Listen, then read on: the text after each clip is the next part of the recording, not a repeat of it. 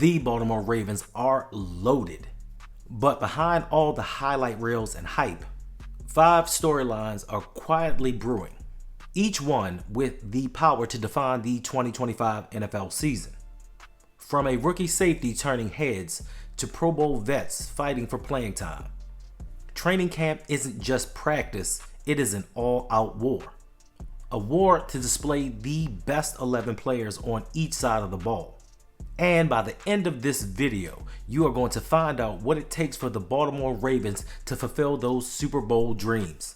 So in today's video, you are going to find out that you have been lied to, that the media has been perpetuating nonsense, even though as Ravens fans, we have known this for a long time.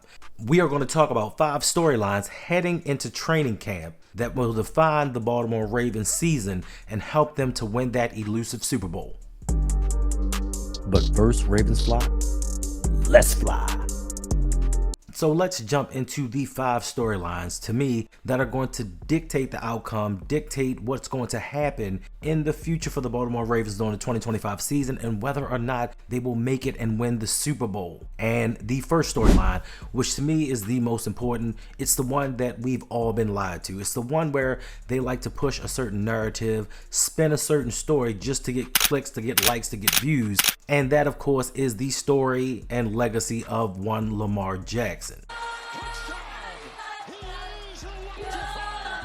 And if you go to social media, if you go online, if you go to these TV shows, they're going to tell you that Lamar Jackson is the 3rd best quarterback in the NFL. Lamar Jackson isn't this. Lamar Jackson can't do that. Lamar Jackson is great during the regular season. He needs to have postseason success to be considered the best player, the best quarterback, or top 2 in the NFL. But I'm here to tell you that that is wrong. And going into the 2025 season, we have seen a steady progression, a steady ascension of Lamar Jackson to be the best player in the NFL. And it's not even going to be arguably. If you look at what he did statistically last season, it is truly amazing. And not just numbers wise, just his efficiency, what he had to work with. He had a 2,000-yard back. He had good but not great wide receivers. He had an offensive line that was trying to gel throughout the season. And they're going to tell you that, yes, Lamar Jackson, and they're going to quote unquote the regular season, is the best quarterback. But because of his postseason failures, they're going to tell you that he is not worth it.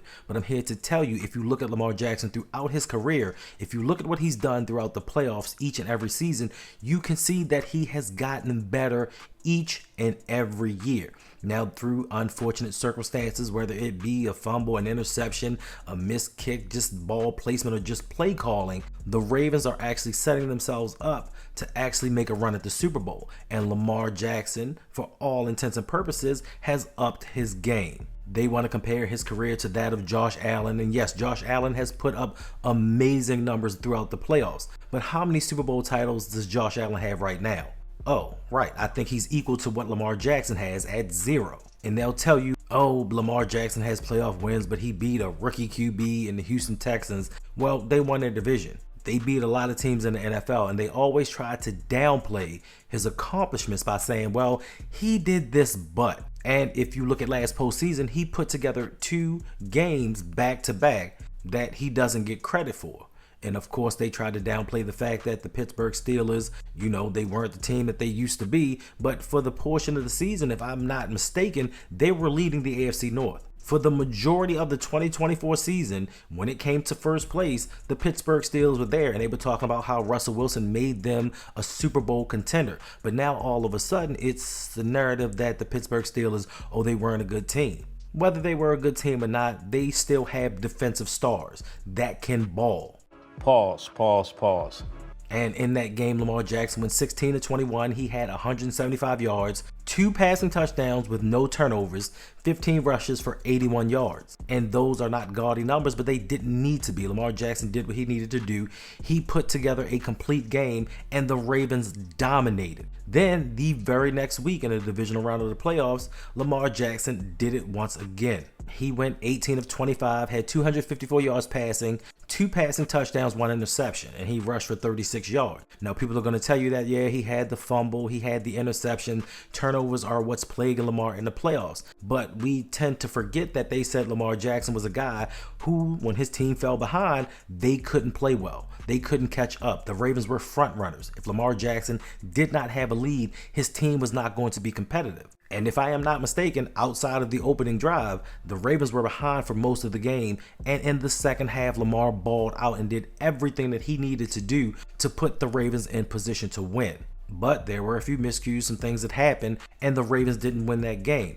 Now, the Ravens didn't lose that game because of Lamar Jackson, but they damn sure were put in a position to win it. So for the narrative to be spun that Lamar Jackson can't get it done in the playoffs, the last two postseasons, he's proven that he can get it done. And he's played well in back-to-back postseasons. It's just that the Ravens did not win as a team, whereas on the other side, teams can make mistakes. They cannot play as well as they have in the regular season, and because they are a complete team, win games. The Ravens did not lose that Buffalo game because of one man, but they were put in a position because of one man to be competitive and potentially tie the game at the end. So for me, Lamar Jackson going into 2025, seeing what he's done, going from history, he's going to be better than he was last season. And that is a tall task to go from what he did last year. And we see in the playoffs the progression each and every season. He's getting better and better. So this year we may see peak Lamar in the playoffs. And for me, I'm here for all of it. The second storyline that I'm looking forward to heading into training camp is the development or the progression of Kyle Hamilton. Yes, Kyle Hamilton is arguably the best safety in the league. He is the Swiss Army knife for the Baltimore Ravens because he does so much. He covers, he rushes, he's at the line of scrimmage, like he's all over the field. Now for me, I'm challenging him to take that next step to be that Ravens great, to be that Ray Lewis, that Ed Reed, that Terrell Suggs, that guy that wins Defensive Player of the Year. And it is possible that he can do it because in years past, we know that pass rushers get most of the love. But last year with Patrick Surtain II winning Defensive Player of the Year, that's letting us know that defensive backs can actually get it done. And with Kyle Hamilton, we saw last season early on, he was kind of adapting to Zach Orr's defense early on, and he wasn't the Kyle Hamilton that we're used to. But as the season progressed, as they got more acclimated to the scheme and brought Ardarius Washington into the fray, Kyle Hamilton reverted to his previous form and showed us why he is the best defender on his team. Now, can he kick this up another notch and lead this defense to where we need them to be? I saw something earlier today talking about the Ravens this season could possibly rival the 2006 Baltimore Ravens. I don't know about all that. That was possibly the greatest defense of all time. And to think that in one season we can go from what we had to that, I'm not for sure. But if we come particularly close, Kyle Hamilton is going to get the recognition, and the Ravens are going to go further than they had because we've shored up one of the weaknesses that we had for the 2024 season. So watching Kyle Hamilton lead this defense, getting them back to where they should be in the top 5, possibly 1, will help the Ravens going into the season be that Super Bowl contender that we all know that they can, because offensively, they got it going on. I'm not going to hold you. This offense possibly has to be the greatest offense, or could potentially be the greatest offense in Baltimore Ravens history. And we've had some seasons with Lamar Jackson, particularly last year, where they had a 4,000-yard passer and a 2,000-yard rusher. We may be even better this season. So if the defense can pick it up and the Ravens offense can get some things kind of straightened out, this is going to be a good year for us. The third storyline for me going into training camp is going to be the third safety position. This is a position of priority that the Ravens feel is of the utmost importance. 2 safeties is just not enough. Why have 2 when you can have 3?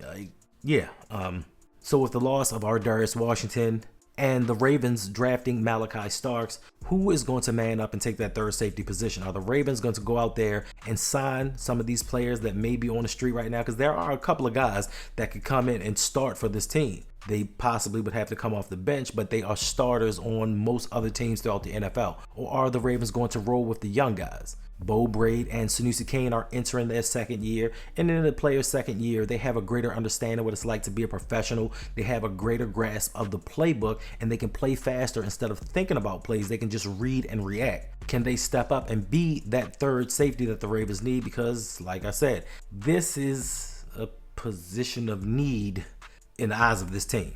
I don't see it. If you have great cornerbacks, you deploy great corners. I don't see a need for 3 safeties, but they like to deploy Kyle Hamilton in different formations, so they move him up to the line of scrimmage, which gives them that need to have that safety deep or however they're going to play him. So I can understand that to an extent, but I'm going to still keep it the way I keep it. Safety to me is not a game-changing position in the NFL. We have potentially 2 great safeties on this team, but worrying about the third one, to me, it's a bit much. The fourth storyline heading into training camp is going to be the left guard position. We've gone through this over and over and over and dove into the minutia of why this is extremely important for the Baltimore Ravens going forward. Even last year, with the offensive line playing a lot better than many of us expected to, there are certain teams that can push the Ravens around. The Philadelphia Eagles, the Buffalo Bills, the Kansas City Chiefs. The schemes that they deploy just aren't good for us as a whole when it comes to this offensive line. And pressure is the reason throughout the years in general that the Ravens have failed in the playoffs, because they failed to protect Lamar Jackson. A lot of Lamar's turnovers have come because a free blitzer has come around and knocked the ball loose. Or as soon as they hike the ball, somebody's in Lamar's face. So with the left guard position, we have 2 candidates, Ben Cleveland and Andrew Voorhees. And may the best man win. Hopefully there's no favoritism there. Hopefully there is no doghouse or anybody in the doghouse as we speak, and it's a fair competition. May the best man win. That's all that we ask for, is you put the best 5 guys on the field, because this is a position of need. This is a position of importance. The offensive line, to me, is the most important group on the field because they protect this team's greatest asset. They block for a Hall of Fame running back. They open holes. They keep defenders off of your quarterback. So why would you not go out there and try to find the best 5 guys that you could, knowing that this is a reason that this team has faltered in years past? So if neither one of those guys can actually step up and grab the reins of that position, there are a few free agents that are left on the street that the Ravens can actually look into. We still have time. Training camp is a little under 2 weeks away, and they can still sign guys after training camp. But to me, this is one of the most important storylines. Who are the Ravens going to put on that offensive line? Who's going to be the starter at left guard? If Andrew Voorhees can win the job, can he stay healthy for this entire season? Because with this Ravens roster and the way that it is constructed as of right now, this may be our best chance to win a Super Bowl in the Lamar Jackson era.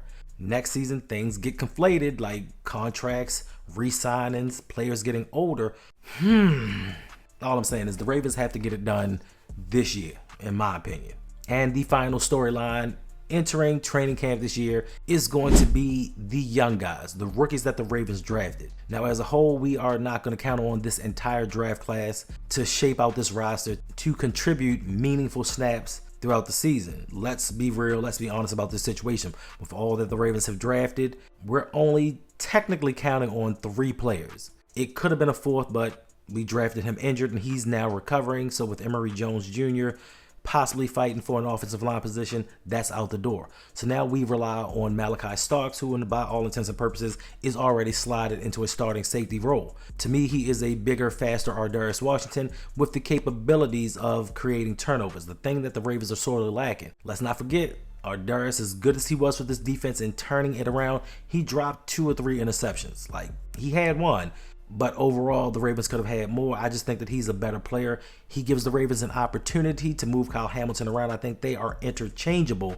A lot to put on a rookie, but when you have a guy as talented as Malachi is, that gives the Ravens more options. That gives Zach Orr more leniency to play around and move people around to try to confuse the offenses. Then we have Mike Green. What is Mike Green going to be? A lot of us were surprised when the Ravens drafted him, but there are extremely high expectations when it comes to this young man. A lot of people expect this young man to come in and be Terrell Suggs, win Defensive Rookie of the Year, have double-digit sacks, and give the Ravens that sorely needed pass rush that they don't have. We have guys that can get to the quarterback, but when it comes to guys doing one-on-ones, when it comes to guys just lining up and beating their man, Pause.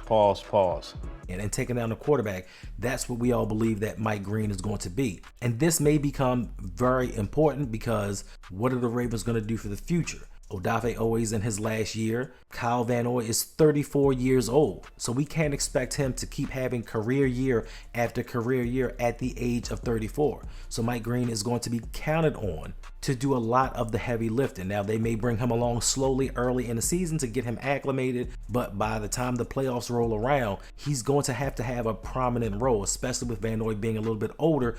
You don't want to give him all the snaps. You want him to be fresh for the playoffs, so you have to rotate in and out players. Now, Tavius Robinson, he is ascending. Hopefully we get anything from Adisa Isaac. David Ojabo, kick rocks and flip-flops with no socks. We ain't worried about you whatsoever. So Mike Green is going to be counted on to help bolster this pass rush. And the last rookie is going to be kicker Tyler Loop. We have not had kicking questions for the longest time. Can Tyler Loop come in and just be decent? We don't need him to be great. We don't need him to be outstanding. We don't need him to be Tuckerish. We just need him to come in, do his job. So as a whole, with particularly just those three players, how are they going to hold up? Or will they have a great enough impact on this team to take the Ravens where they want to go? Make sure to hit that like button, subscribe, hit that notification bell so you are aware when I come out with brand new videos.